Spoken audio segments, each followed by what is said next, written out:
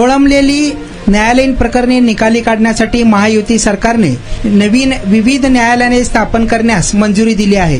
यामध्ये सोलापूर, अहिल्यानगर, परभणी, नांदेडसह यवतमाळला विशेष न्यायालय, कुर्डवाडी येथे दिवाणी न्यायालय तर कर्जत येथे जिल्हा व अतिरिक्त सत्र न्यायालय होणार आहे. राज्य मंत्रिमंडळाच्या मंगळवारी झालेल्या बैठकीत हा निर्णय घेण्यात आला. या प्रस्तावित न्यायालयांसाठी न्यायाधीशांसह विविध प्रकारची पदे आणि खर्चांनाही मान्यता देण्यात आली. सोलापूर जिल्ह्यातील कुर्डवाडी येथे दिवाणी न्यायालय व कनिष्ठ स्तर व प्रथम वर्ग न्यायदंडाधिकारी न्यायालय स्थापन करण्यात येणार आहे. तर अनुसूचित जाती जमाती अत्याचार प्रतिबंध अधिनियमानुसार दाखल प्रकरणे चालविण्याकरिता सोलापूर, अहिल्यानगर, परभणी, नांदेड व यवतमाळ येथे अनन्य विशेष न्यायालये स्थापन केली जाणार आहेत. अनुसूचित जाती व अनुसूचित जमातीमधील व्यक्तींना न्याय मिळवून देण्यासाठी ही न्यायालये उपयुक्त ठरणार आहेत. तर मादक द्रव्य व मादक पदार्थ अधिनियम 1985 अंतर्गत दाखल प्रकरणे चालविण्याकरिता पुणे येथे विशेष न्यायालय स्थापन करण्यात येणार आहे. उच्च न्यायालयाने पुणे येथील प्रलंबित प्रकरणांची संख्या विचारात घेता विशेष न्यायालय स्थापन करण्याची शिफारस केली आहे.